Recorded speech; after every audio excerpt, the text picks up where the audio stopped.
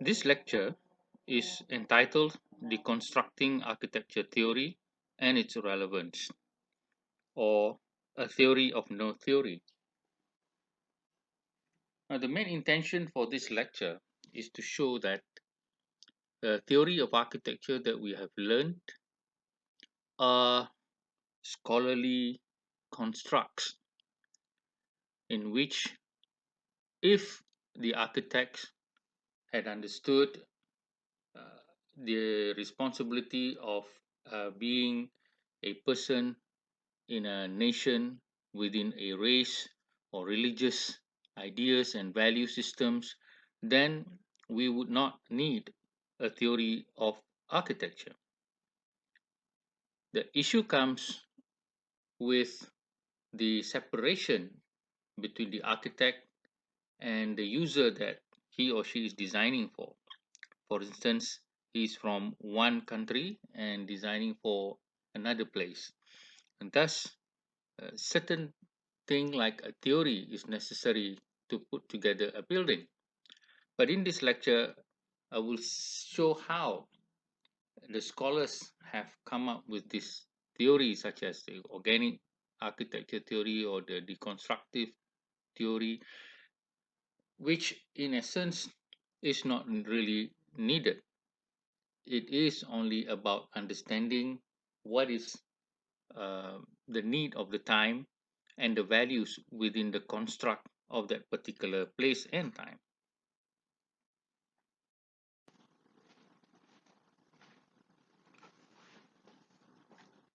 Now, there are three main messages of this lecture. The first is that theory of architecture began when there exist choices of structure, construction, and different ways of structuring society. Now, this is so because when buildings were constructed in a particular place in the olden days, there was only certain kind of construction material and technology, and the society that the builders were building for was also part of their society, and so you don't need any theory for that matter, because you just design according to what you know and what you have at that time. But when society progresses and technology increases into various kinds of construction, and society also began to reform or um, begin to change into different kinds of structures, then we have different value system, and so different needs and requirements. Secondly, theory of architecture started when architects began to separate from society in values and purpose.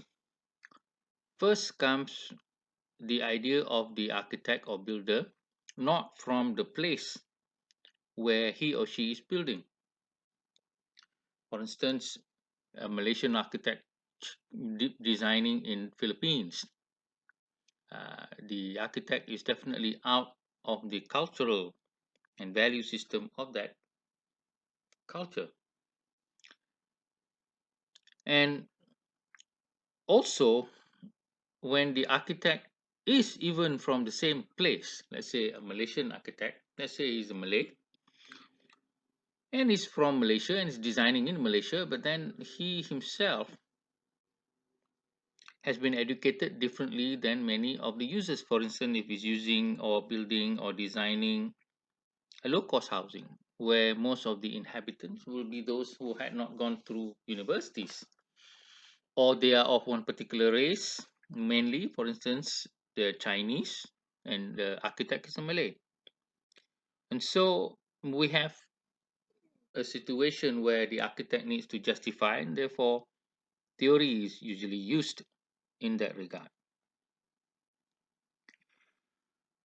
Now, my contention here is that theory is not needed when architects understand what I call basic human values, basic cultural values, and basic political values of a society, of any society.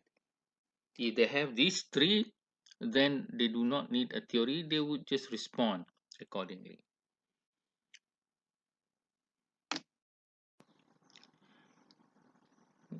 When we look at the rules of early builders, we have traditional builders using proportions of structure for building integrity. Science and technology were not developed then, and buildings were designed and constructed according to trial and error. And then proportions were um, created from there. For instance, a column would have a proportion of 1 is to 10. So if the column is 10 feet tall, then the width would be 1 foot. Same thing if a beam, let's say a timber beam, can span say 15 feet or 12 feet, and then the appropriate proportion is, for instance, 1 is to 20 per se. That becomes a proportion system. So 10 feet of timber, you would need about 6 inches.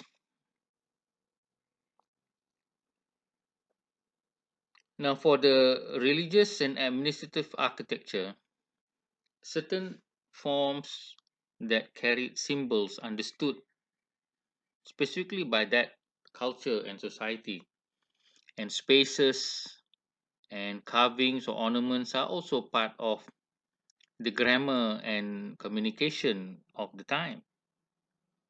For instance, in the Malay house, it is said that the tebar layar, or the end of a certain house, cannot be more than several pieces, because that is reserved only for royalty. In the Negeri Sembilan house, you have the serambi, and the hujung or the pangkal or the end of the serambi is meant only for the most important uh, elder of the society, and people would not sit there, but only during meetings, and that place is reserved for the personality. Thirdly, for public and private architecture, the norms of society govern planning of buildings and settlement, and that is how it was. People belong to the same religion, they more or less have the same similar socio-economic patterns of, say, planting paddy or rubber tapping and going or fishing. These are the basic similarities of the users during that time, and the builders or the tukang or the craftsmen have not much problem designing and building structures for cultural fitness, because they are also part of the same culture. In Europe, a long time ago, people like Vitruvius wrote the 10 books of architecture as a builder and as a beautifier. And so he develops proportions for columns, compositions of carvings and arches and windows and lintels within a certain rule of grammar that fits mostly the constructional proportion requirement. In Eastern cultures, the Tajul Muluk, which is a kind of a small book or understanding to guide people in terms of the relationship of the environment as well as humans. And Feng Shui also mixed a planning system of cities, of houses within a religious or supernatural or superstitious construct, or what we modern people call superstitious, but to traditional people, they are what they believe.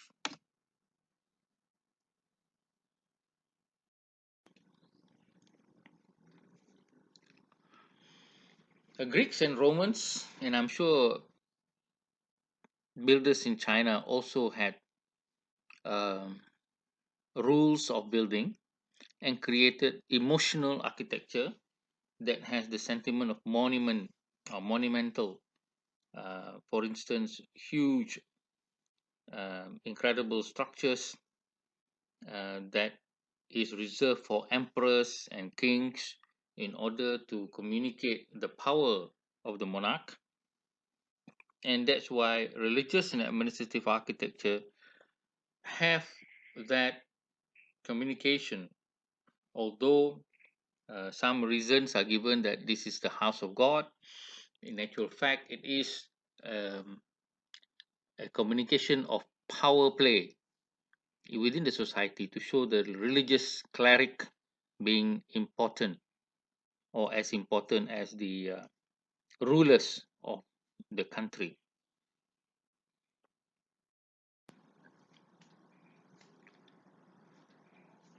The Renaissance and the Baroque architecture has some similarities also with the Gothic in terms of churches, where architecture becomes the pages of a book in which the walls and the ceilings and the columns and the arches are decorated or placed with writings, ornaments, carvings, sculptures in order to create some kind of meaning or language. If we look at the Sistine Chapel, the ceiling has the painting or fresco of God creating Adam, because many of the Christians cannot read and so relies on images and sculptures to imagine the values, the stories, and the lessons from the Bible.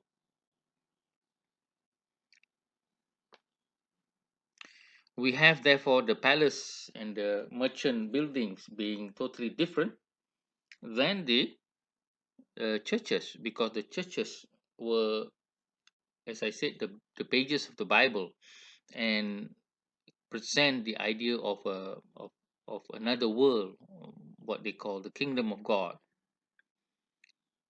And people like Andrea Palladio, who wrote later on the books or the four books of architecture, began to propose different ideas about what is called the good rule of design by putting in his own idea of composition or classical composition. And this could be called a kind of a theory of architecture, because if you follow the rules of good design, then you are supposed to get a beautiful building. Beauty is now related to some sort of compositional understanding from one person called Andrea Palladio.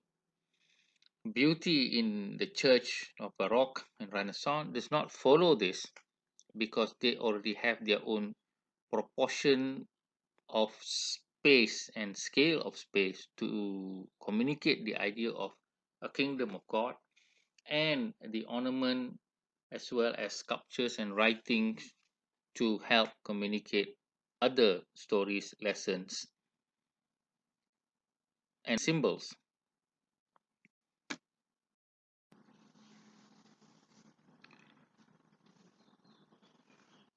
Now, in the 18th and 19th century, people like Ferguson and Bannister Fletcher in England began to document or write books about good ideas or taste in buildings. We could say that they are similar to what Andrea Palladio was doing, and this was known as the battle of the Revivalist or the Eclectic style. Revivalist style indicate the idea of imitating almost directly the language of classical architecture of the Greek or the Roman or even the Gothic. But of course, adaptation needed to be made because of the present need of space and economics, and therefore it is said to be as close to the idea of if the builders of old, the Romans and the Greek, were present, how would they build? And this was the Revivalists. The Eclectic were the ones who combined the language of, say, Greek and Roman or Gothic and Roman together in order to project a certain um, communication or image of a certain idea or symbol. And this was known or can be called the first theories of architecture because there was a choice. You can choose this language or that language. The traditional builders did not have much choice.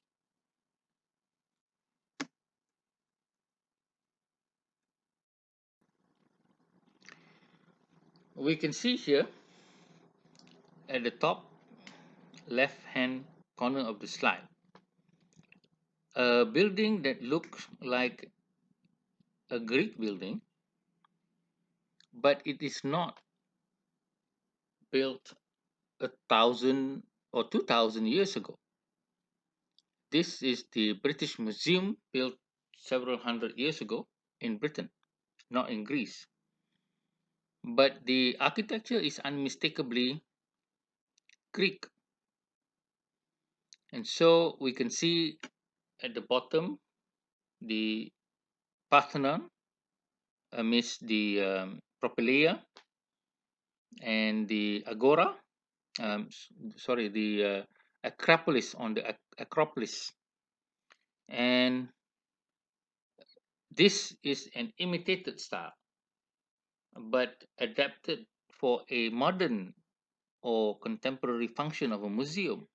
We can see two things here. Number one, the language of the house of God transferred to the language of the house of all objects or artifacts.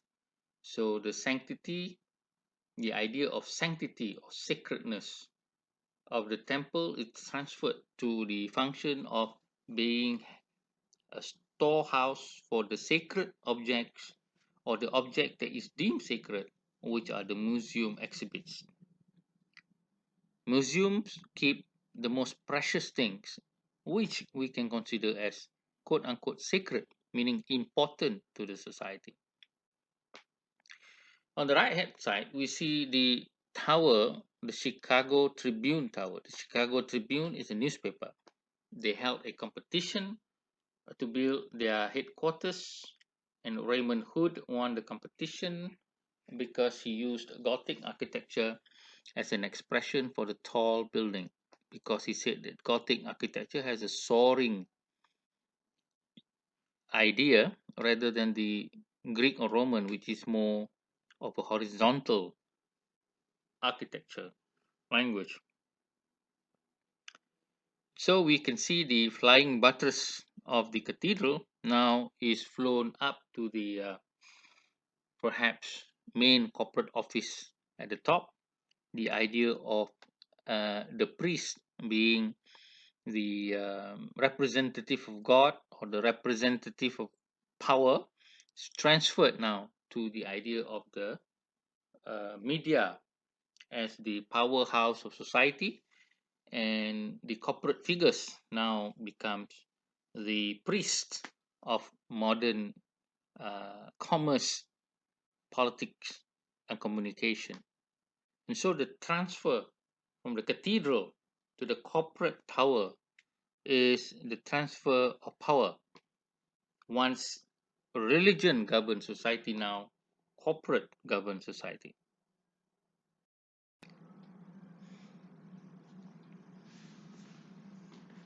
When Violet-le-Duc and Augustus Pugin started to write their treatises on architecture, for instance, Pugin started to say things like form following good morals, and Violet-le-Duc looking at form and construction as something that is in unity and has beauty for its own sake, by its own sake. They are developing what is known as the morality of architectural language, and some scholars consider this too as the first modern theorists because they went beyond revivalism of eclecticism but questioned the rule of new materials and new construction and new expression and how this can be formed or composed by looking at the guidance of what is called good morality from the human construct.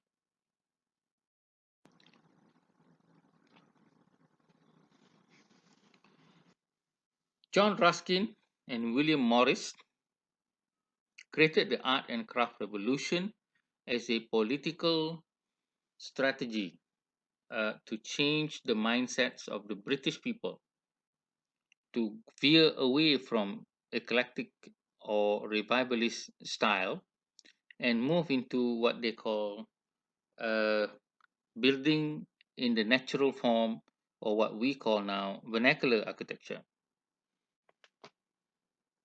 They propose the idea that beauty is not in the proper language of Andrea Palladio with a villa if you were to build a house. Because the judgment of beauty then was that if you could build a house like the Italian, then you have a beautiful house. But if you build a house like a Britisher, it is not beautiful. It is not hip or modern, hip or a good piece of art. But Morris says that you must follow the truth of function, and therefore the building cannot be symmetrical. The space are different, therefore the windows and the plan of the house shall be different.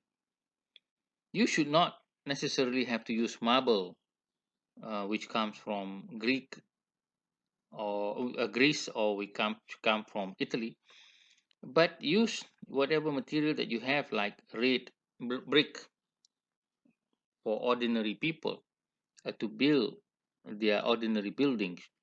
And thus he gave the first idea of what is later on known as regional style or regional architecture or regionalism. But at that point, it was called art and craft revolution.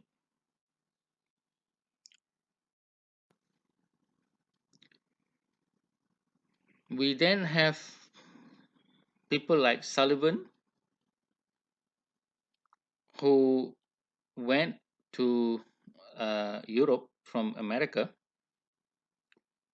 to study the famed École des Beaux-Arts to have a finishing education in architecture, but he did not finish because he did not agree with the revivalist or the eclectic styles because he said these are false. These styles simply decorate the buildings but gives no integrity to structure, construction, and the value system of the society.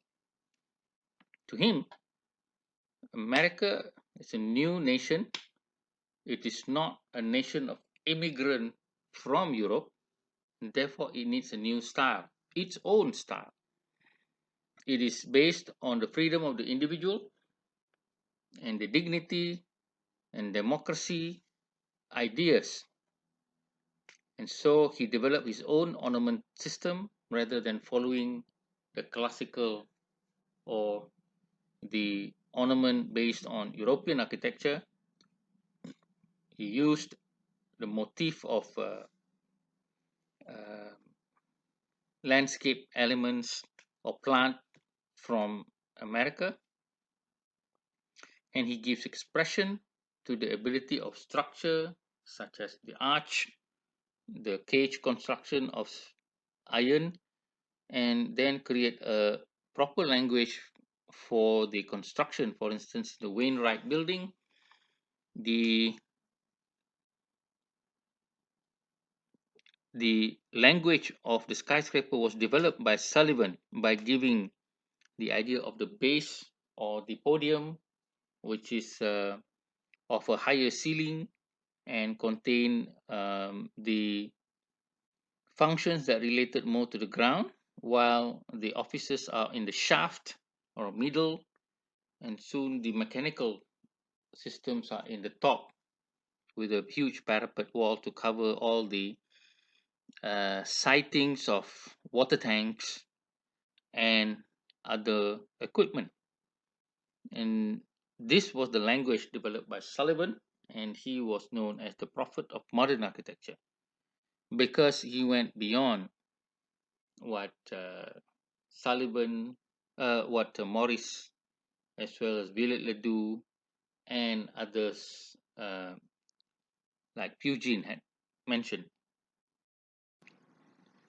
Finally, we have Frank Lloyd Wright, who never finished any architecture school, never even went to an architecture school, never finished his university education, but worked with a contractor, learned drawing on his own, and worked with Sullivan. And because he had the romantic ideas about life in America, he developed his own organic architecture that he called, in which the form now totally becomes part of the landscape and the rationality of structure and construction, and he integrated the environmental system into the building. What he created was a whole new direction and language of architecture that have not been seen in any European style. If you could look at the Sullivan, we could still see some neoclassical language uh, in his buildings, but in Wright, it almost disappears, but the essence of um, the dignity of the structure is still there. But what Wright was a master in was to integrate with nature, building in the natural form, building as part of nature, or symbiotic, or symbiosis, or integrated with nature, not against it. And this was the idea that he had because he believed in freedom of the individual and the idea of nature being the teacher of spirituality rather than religion. Nature is the better spiritual teacher. Religion controls people too much. And this is how he developed his idea of architecture. In other words, the architect should have what I term as basic human values, regardless of race or religion, basic cultural values, culture being a product of race and religion, basic ideological and political values. Uh, it is based on the idea of society for all rather than for a one particular culture or one particular religion. Political ideology is important because we live with so many different peoples, and therefore we need a certain idea of how to structure society, how to move together uh, in harmony. Finally, with all these three, we need to have what is known as the moral values in design. Um, it is a method or a grammar of placing the role of structure or technology in construction and uses in a integrated and meaningful manner. So the message or the lost message that has not been taught very well in most architecture school is that if the architect is or realizes that he is a human being, and this is something very funny and very strange, but I will show that the architect have not realized that he is a human being, or that he is part of a culture and it can be successful if he understands his role in a nation. Then he would not produce buildings like the Perdana Putra. This architect is successful only when he has a deep sense of. Now, the idea of morality is simply the idea of relating to being a human being as a social construct. If the human being was living alone, then it doesn't have any social construct. But when he has to live with other people, then there needs to be a morality. And a human being is spiritual because he can think, he can feel, he has emotion, he can ties with history, and he thinks that there is something bigger than himself. And therefore, this is defined as spirituality as opposed to animals. They are there only to eat and procreate, sleep, rest. They don't have a vision or idea of the cosmos or how things work. They don't care about all those things. But a human being is spiritual, and because he is not animal in that sense. But what is it to be spiritual? Well, to be spiritual is to be moral. And what is to be moral then? The easiest way to understand morality is if you understand your place um, as a child, as a person, as a friend, as a parent. If you understand all these roles that you have to play in society, then you understand some sense of morality. Because without morality, there is no true architecture. Because architecture is building for people, and people have morality, they have social norms. If you don't understand that, then you're just building cages and holes in the ground. Those are not architecture, those are just constructions and buildings. Without morality, the building is nothing more than a cage, like a bridge. A bridge doesn't have a morality in the sense that it needs only to span between 2 points. As long as it can do that, then it has performed its function. But not like a building. A building has levels of social norm attached to it because people live in a building. People don't live on a bridge. So, to be a true architect, one must be extraordinarily human and also humane. Human being part animal, the needs of the animal human, like food, shelter, being pregnant, being sick, is part being human. Humane means having consideration to others, having understood a certain social norm between children and adults, between adults and the elderly. These are humane aspects of being human. Frank Lloyd Wright has said the real body of our universe is spiritualities, the real body of the real life we live. From the waist up, we're spiritual at least. Therein comes the difference between the animal and the man. Man is chiefly animal until he makes something of himself in the life of the spirit, so that he becomes spiritually inspired, spiritually aware. Until then, he is not creative. He can't be. So, Wright was one of those who defined humanity with spirituality. But spirituality is not religion, as we know religion now. Wright does disagree with that. Spirituality is being at one with nature, the world, the world that was created naturally, not the world that was created by man.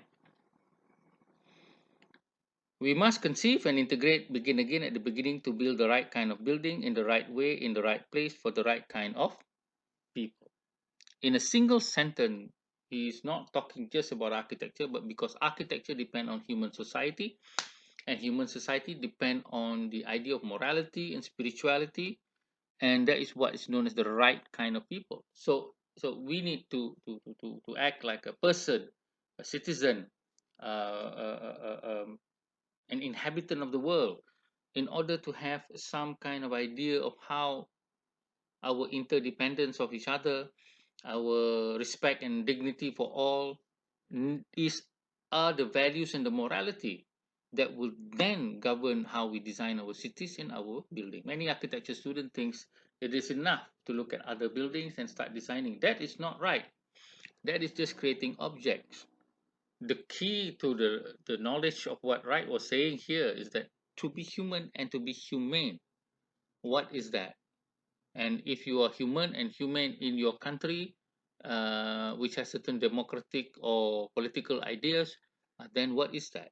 And unless you understand the norms and the history and the heritage and the political and social ideology that governs society in a harmonious way, then you are not building anything meaningful. To enlighten the young, education must at least teach philosophy, which is not taught. Without a true philosophy, there is no understanding of anything. Without your own philosophic resolution and analysis of pretended knowledge as applied to life, what and where are you? Philosophy is the only realm wherein you can find understanding. Religion and the arts are all part of philosophy. So, philosophy is actually an attitude that you form after considering your experience of understanding history, technology, the environment, the socio-political situation. Then you develop an attitude towards all this in a single statement, and that is called philosophy. Religion is simply one part which has this interpretation of history in relation to what we call our relation with God or environment, and people are embedded in religion. But the way religious people explain things are very narrow, and therefore it is very, very restrictive. And so, if we can reinstate basic human values, basic cultural values, basic ideological values, and basic moral values in design, we can have a good product. And I'm going to explain what I mean by all this human values, cultural values, ideological values, and design. First, on human values. Remember, I said that human values means you as a human animal. You feel frightened, you feel cold, you feel hot, you fear for your young, you fear for your own safety, you want to get out of the rain. This is all human, the animal part of being human. And so I noticed that our buildings and cities are death traps to our children. Our children cannot go out into the street, they will get hit by cars. And so our planners seem not to be human. They don't understand our concern for our safety. Our community housing is a car park that kills social life and creates a criminal paradise. We need safety. And one part of safety is to create spaces that will be filled with people. And so criminals will not commit any crime. But because we don't even understand that, and we just create and plan cities and housing, and we make it easy for criminals to uh, rob and steal from us. Our houses are living ovens and health risks. We live in very expensive houses, 700,000, 800,000, a million ringgit, but we feel they are very hot and you have to put in air condition.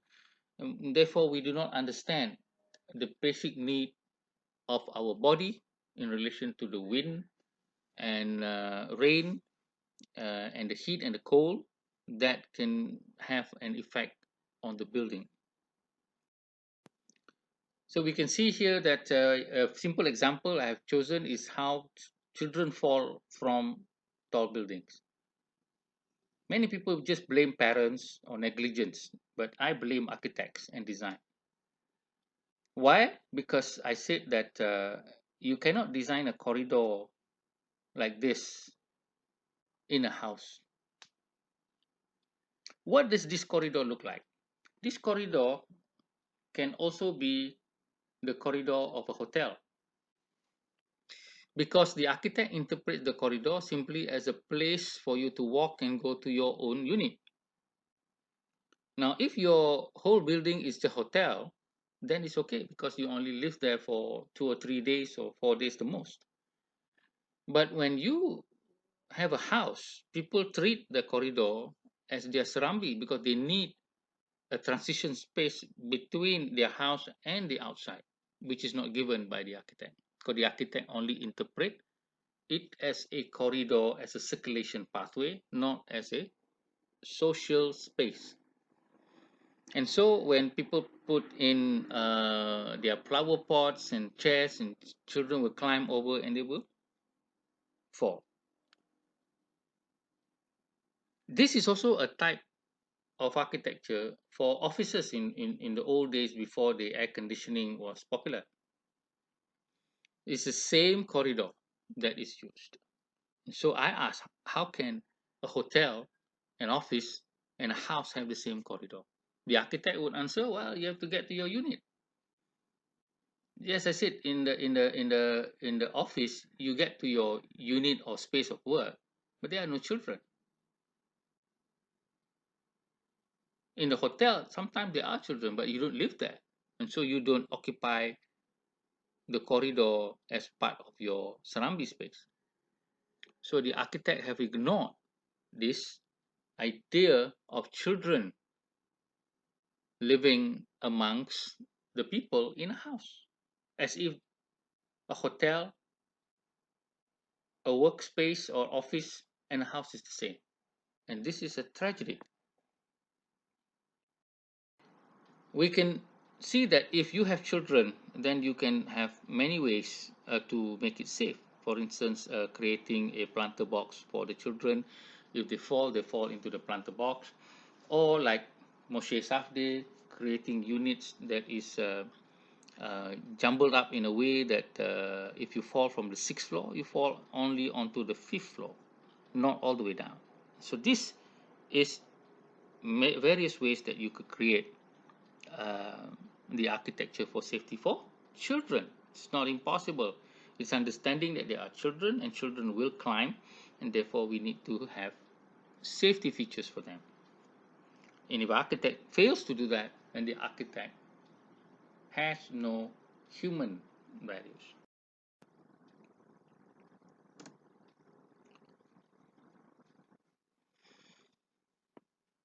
In the hadith of the Prophet Muhammad, it is said that there are over 60 branches of faith, and the smallest of it is the removal of what is injurious from the path. And it's said in another hadith that a person saw some branches and said, I shall remove this from so that the people may not incur harm from this branch. And so this is values of morality, that if you see something harmful, you remove it. Now, animals won't do that. And if you are human and you see something harmful and you don't do it, then you are also an animal. You are not a human. A human being has morality, and morality, you will do that. In case of the tall building for housing, if the architect cannot see that these windows, these corridors, these balconies are a danger to children, then he is not being human. And he does not have morality. In housing, we have planners allowing this back alley, which has no function now. Once upon a time, it has a function, but now it doesn't really have much function except as a fire break. So we have this empty space, and it becomes a haven for crime. Safety is part of being human, and if we do not understand simple ideas of planning and design for safety against crime, then we again are not human.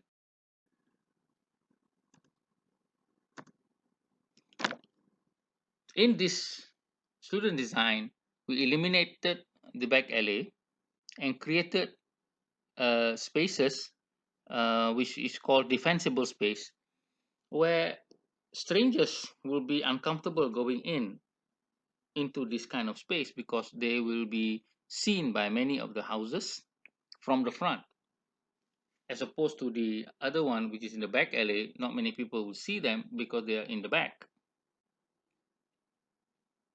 And so this is a design which is human because it understands the need for safety.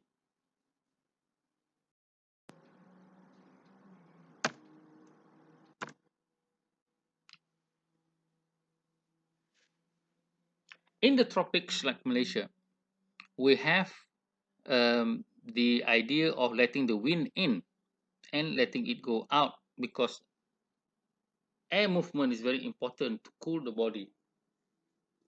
So in the shop houses, we have windows, louvered windows for air to come in, and then we have air wells for air to move out. And so we can have a narrow space, but it is cooling because of the presence of several air wells. In the modern times, we still have the link houses or the terrace houses, but we do not have the air wells anymore, and so we rely totally on air conditioning. Even windows do not have any louvered opening, and here, if you do not have air conditioning, then the house is basically an oven. We have a good design in the JKR Police Barrack where I used to live. I never remember being hot in any of this building. I lived there for 6 years with my family. And why is that so? Is because the although the building is reinforced concrete, but the walls which form the partitions, except for the firewall, are all timber. And so this reduces the absorption of heat from the sun. And they are louvered. You can see the louvered panel and the fins at the top. And the house breathes very well. And so it becomes an excellent design that understand the need of thermal comfort. A pity nowadays that these buildings are being destroyed and not studied and not appreciated by architects, especially the JKR who produces them. They produce buildings that becomes oven. This is a housing that I created myself out of the concern for children's safety and crime prevention. What I have created is the idea that a child can go anywhere to school, to the mosque, or to the community center and to the shop without having to cross a single street. You do not have to cross any street at all. It is completely safe from the vehicular traffic. And so if it is safe, then people who are walking and jogging, they are also safe from being hit by cars. And if there are people around, therefore crime will be less. And this shows that with the proper concern, you can actually design. Now, the next thing is about cultural values. And it is here to show that architects do not understand cultural values, basic cultural values. We don't even understand how to live, and we don't even understand how to die.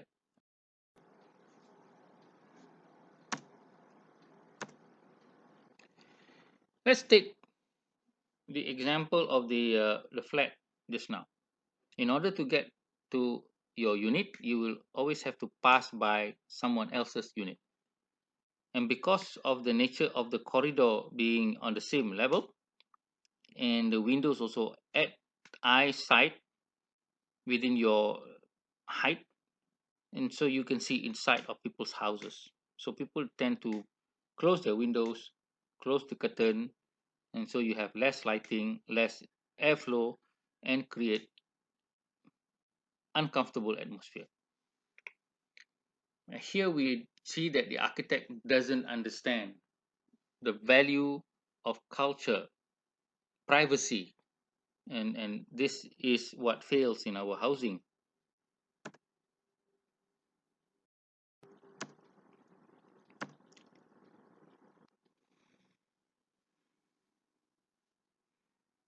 Sometimes we also see this internal layout where you could see all the way through to the kitchen. And the back-to-back walls are also a problem where the kitchen would front another kitchen and the bedroom would front another bedroom over a 20-foot distance. And this is also a privacy violation.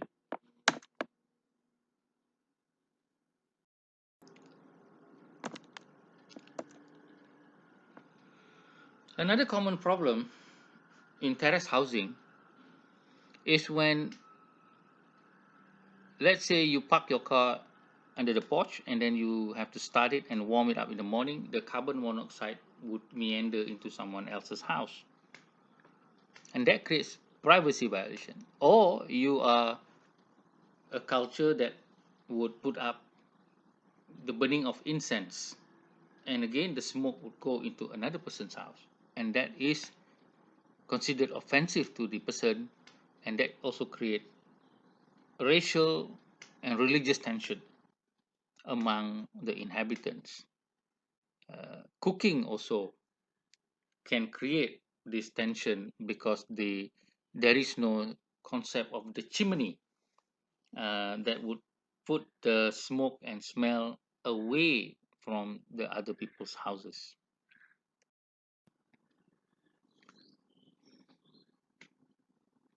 Planners of cemeteries also ignore things like, if you look at the Muslim cemetery and at the bottom, as opposed to the well-kept cemetery of the Chinese, we can see that the Chinese honor their dead more than the Muslim. And if we do not understand how to die, then it's really difficult to understand how to live.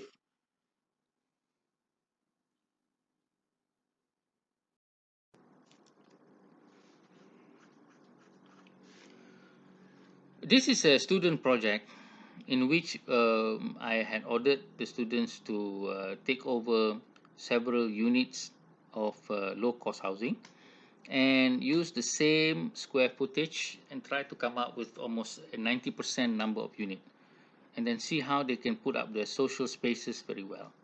And we see here, first of all, the function of the stair landing. In the normal housing, it is just a stair landing. A stair landing is where a person will rest and then go up, and so that is called the landing. Or it comes up to a sister space where they can go to their individual apartment, and it is done in its minimal sense.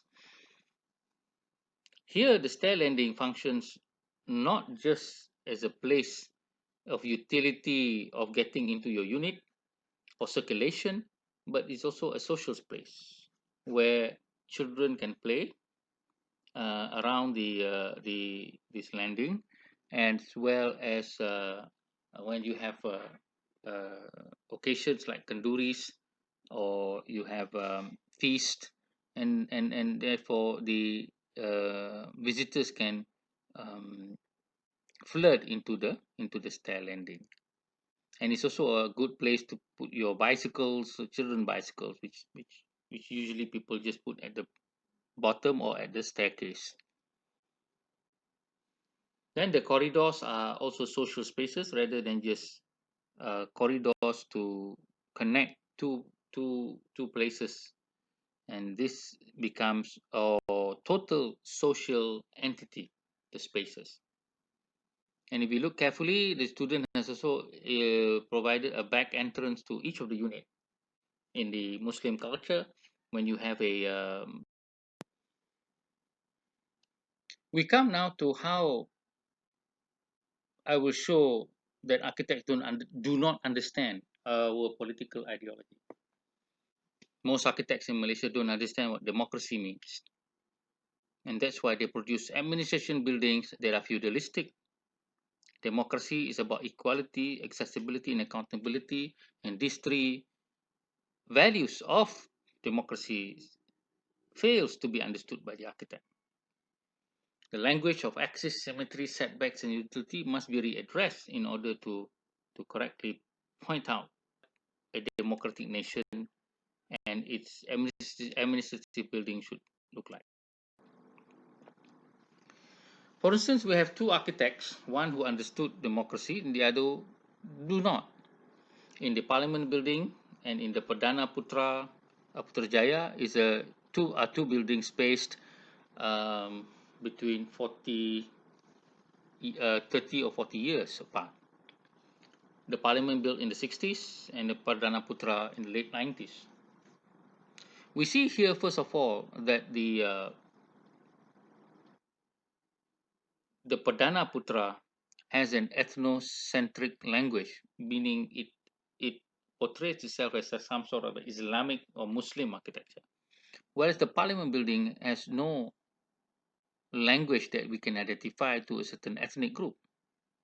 So it's more tropical, and it has a universalistic language rather than a specific ethnocentric language. Democracy is about um, equality to all, not preference of one particular race or religious congregant.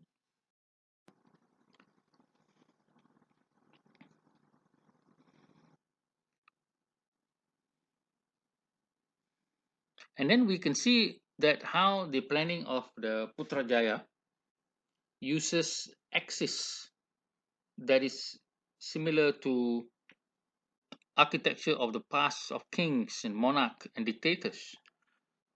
And this is done by the architect as an urban planning tool to show the grandeur and importance of the building. But the architect again failed to understand what the meaning of democracy is.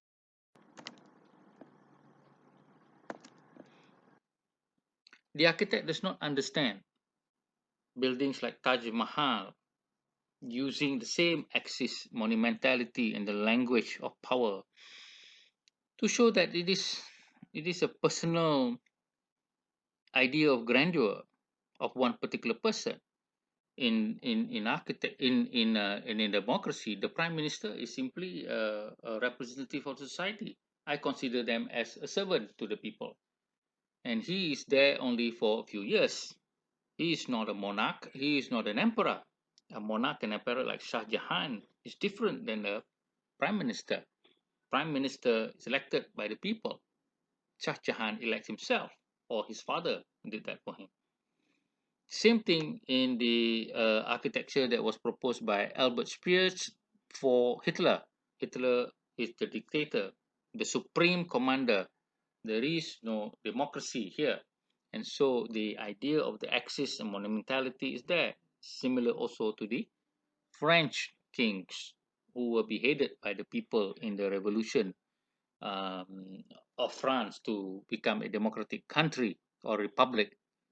France used to have so many of these kings until they were executed by the people because they wasted and spent so much wealth of the country for the very few people.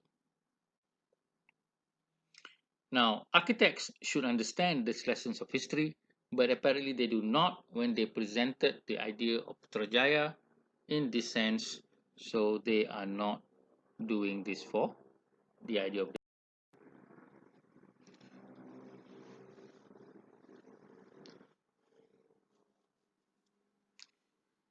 Now, this building is accidentally a good representation of a democratic architecture because it does not have the strong axial symmetry and monumentality that was shown in Perdana Putra. This Dewan Undangan Negeri Kelantan was designed before Putrajaya, and it has the multiple axis concept that does not really portray the massive power of the Menteri Besar. And we can see here that things are not in symmetry but more in asymmetry, and the scale of the building is acceptable in terms of 2 or 3 story building rather than this monumental castle like imagery of the Perdana Putra.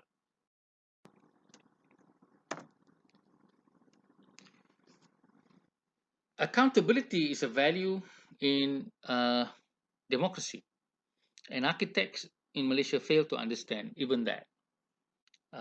Here, accountability is shown in the Parliament House of Britain, where people walk by the building just um, the length of a street setback, which is about 10 to 15 feet. And the building is not encased or enwrapped by a fence like Perdana Putra is. It is part and parcel of the urban fabric to show that those in parliament were the people. They were the people. They are the people. They are doing the work for the people. They are not isolated like the King Louis Palace and other buildings by dictators. The greatest expression of democracy is shown in this Reichstag building, adapted by Norman Foster, when the classical or the neoclassical building was almost destroyed. Norman Foster recreated the dome in glass so that people can go up to the top of the roof, enter through the dome, and watch the parliamentarians through the glass roof and watch how they debate and whether anybody was absent. And this shows the power of the people, meaning the people are the owners of the country and not the the MPs. So this is what we call a power architecture and the power to the people.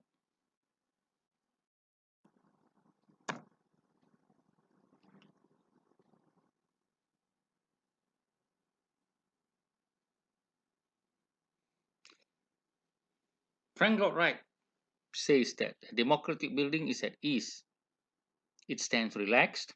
A democratic building, again, is for and belongs to the people. It is of human scale for men and women to live in and feel at home. These are the values that Wright had set. And Wright is the one who champions democracy in his country. And so he produces the architecture for it, even though he was only allocated one building, which is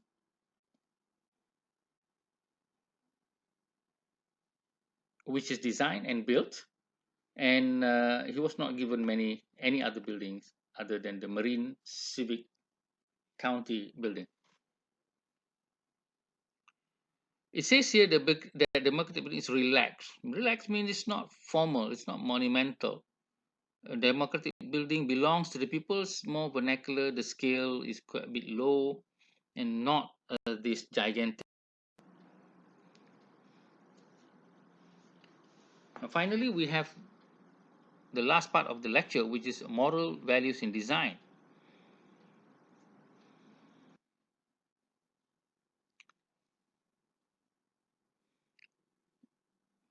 Architects are supposed to understand how to express buildings and decide about this idea of morality when they use materials, technologies, and language of. We have the case of the Sunway Pyramid.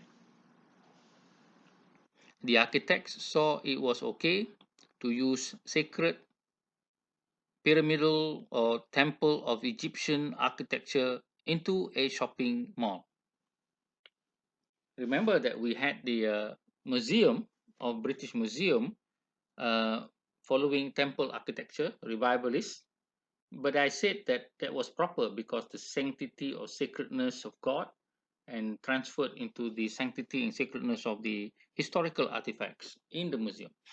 But here, what is the nature of having the sanctity of the Egyptian temple taken into a shopping complex?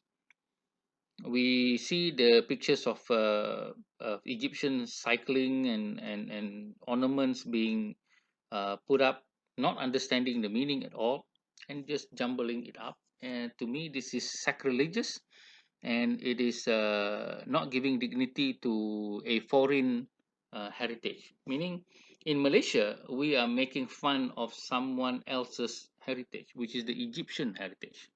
And the Egyptian heritage is not just about Egypt, it's also about the world. It is the world heritage because it is one of the first civilization. So architects have shown that they are disrespecting this heritage. And where is the morality in that? Why why do you use this? Why do you transfer this language? Another issue of design morality can be seen in the design of minarets in mosque. Architects seems to simply take precedence from old mosques that have all these domes and minarets and simply put it up into the modern context without understanding whether Islam supports the idea of wastefulness. What do you need more than one minaret for? You don't even need a minaret at all. And so in the Damansara or the Federal Territory Mosque, you have 2 minarets. In the UTM Mosque, you have 6 minarets. In Islam, the Prophet Muhammad was against wastefulness. And so the architect simply understood that it's okay to do this because there was another building before this. But they did not understand the morality of Islam. Islam prohibits wastefulness. And having not only 6 minarets or 2 minarets, even 1 minaret is questionable in terms of the morality of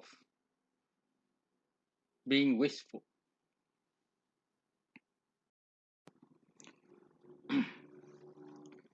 As opposed to the type of building like the Federal Territory Mosque, we have the student work here in which the mass of the building is being broken up rather than concentrated like the Ottoman mosque of old. The student had deconstructed the big mass into several other mass, for instance, for other functions like uh, stalls or shops and even libraries for people to use, and there are no fences around this building. And so this is a value-centered design because it does not waste resources, materials, and money. There are no minarets, for instance. There are no domes. This is no, don't need one. And building this way is much cheaper than building a mass with long span structures that requires much more. Thus, we need to move forward in the education of the architect to make him or her more human and more humane. They must also be master of technology and economics and not make economics and technology their master. We have to make it in a manner that the architects are responsible for designing for the people and for the nation and not just making buildings simply to fulfill a client's requirement. They need to reinterpret the client's requirement into something that is better for all. To do that, Wright says true education is a matter of seeing in, not just seeing at. We've seen examples of architects seeing at. They see Ottoman building and they build Ottoman-like build mosque in Malaysia nowadays. They are not seeing in Islam. They're seeing at mosque only. Again, with the Sunway pyramid, they're just seeing, oh, you have a temple, then we can adapt it. That's all. Not seeing in the idea of a universal civilizational heritage, the dignity of the temple, as opposed to the non-dignity of the shopping complex. Whereas nature with a capital N, I'm talking about the inner meaning of the word nature. It's all the body of God we're ever going to see. This is the idea of integrating man and the environment. We have to learn from nature. We have to give dignity to nature, and we have to actually honor nature. What we are doing is we are capitalizing on nature. We are using nature, and in the end, we are the one who will suffer. If education is to be good, you have to create enlightenment by means of art, religion, and science. But until art, religion, and science stop disregarding each other, until they realize their interest is one and the source of their inspiration is one, that they cannot live apart, then only you will have enlightenment. Here we have separation. We teach science, technology, mathematics, different than we teach art. The manner of looking at constructs is different. The rational construct of truth for science is different than the rational and construct of truth for religion. They are two different ways and they are not joined together. And that is the problem of education in this country and producing such. Finally, Wright says that his work is great only insofar as his philosophy is sound. And That's why it has endured, because of the strong philosophy of how he considers the value system related to being a democratic nation, giving dignity to all the citizens, as well as living with nature, not against nature. So there's this two philosophy that he holds: freedom of the people and integration with nature. That has governed the philosophy of Frank Lloyd Wright's work and survived until the present. Whatever as architects we do to society and to the environment, it will always haunt us back even beyond death.